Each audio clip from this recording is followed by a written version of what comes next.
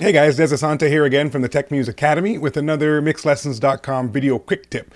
This one comes again from another question I stumbled upon in the Gear Sluts forums from a member named Hydra on Stimpack. I think I got that right. He writes in and he says, so for my home studio right now, I have something simple. KRK Rocket 5s with the KRK 10-inch sub. I want to upgrade my speakers, but still have my Rocket 5s hooked up for reference. I don't know the best way to go about doing this. Should I keep the sub and just have two pairs of monitors? The sub has a built-in crossover, by the way, so considering that, is it okay that the two different pair of speakers will have the same sub and crossover? Or should I get a new pair of monitors and a sub to go with it? I'm not sure what's the best way to do this. Anyone with suggestions on how they do it? Well, my thoughts on the matter is it is definitely a good thing to have more than one reference, more than one set of monitors or listening scenario.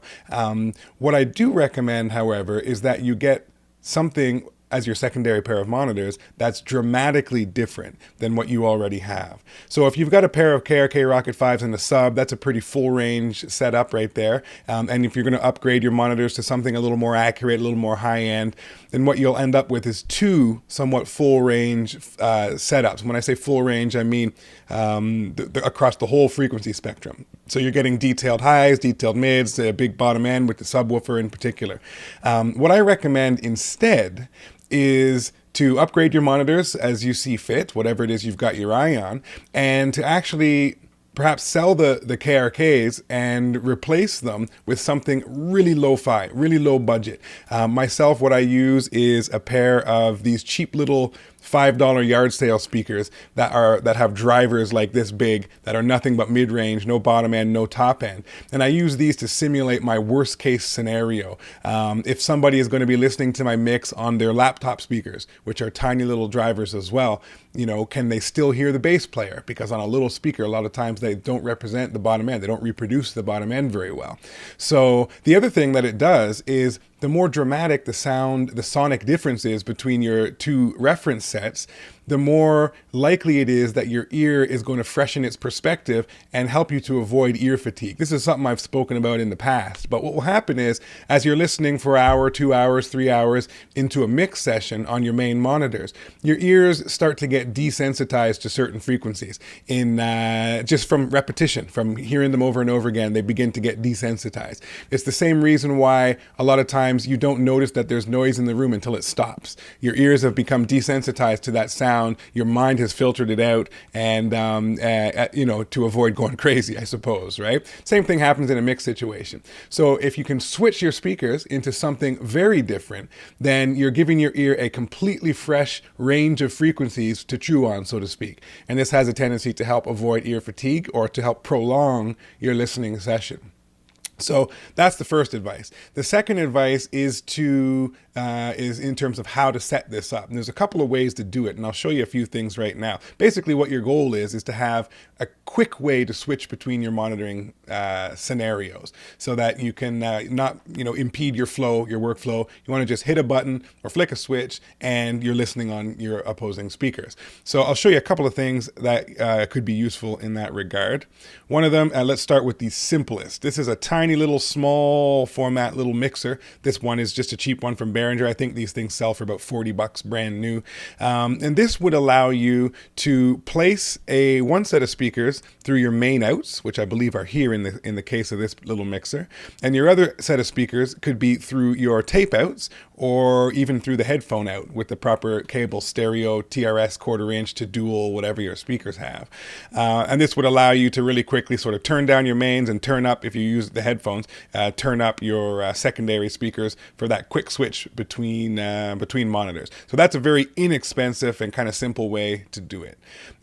Something else a little further up the chain price-wise and a little more full-featured would be something like the Mackey Big Knob.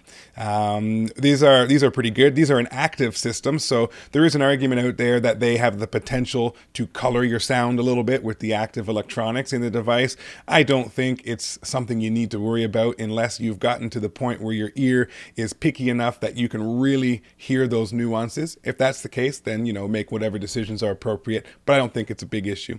This will allow you to have up to three sets of monitors set up at once and very quick button switching between them. This also allows you to have multiple input sources. So you can have the outputs of your DAW connected here. You can have maybe a cable that plugs into your iPod here for listening to a quick reference mix. Maybe you've got a CD player over here and a turntable over here.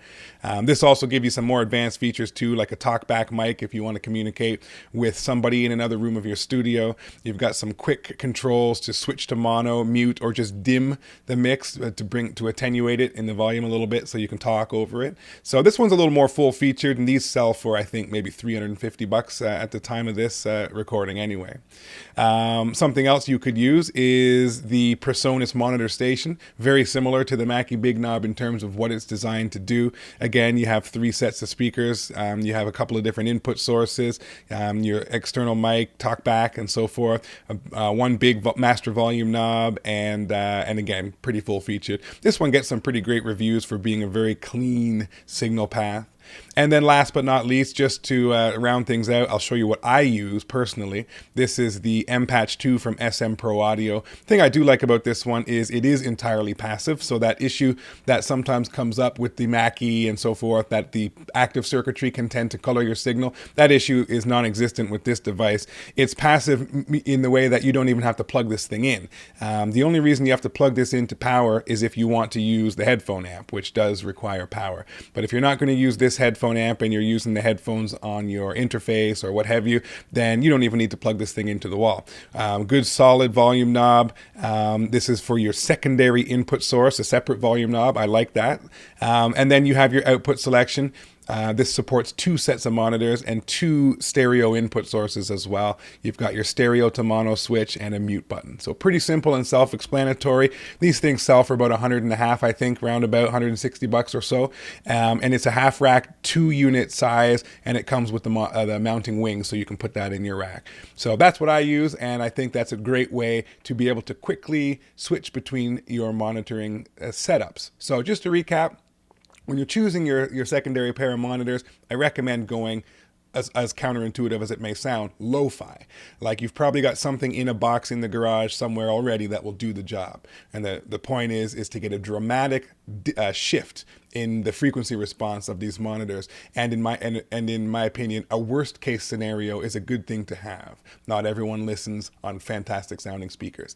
Secondly, you want a quick and easy way to switch between those two monitoring setups. You don't want to have to rewire, repatch things. You want something like the SM Pro M-Patch 2 or the Big Knob or any of these things I've spoken about to allow you to quickly shift your reference. So I hope that answers the question, and we'll see you on the next quick tip.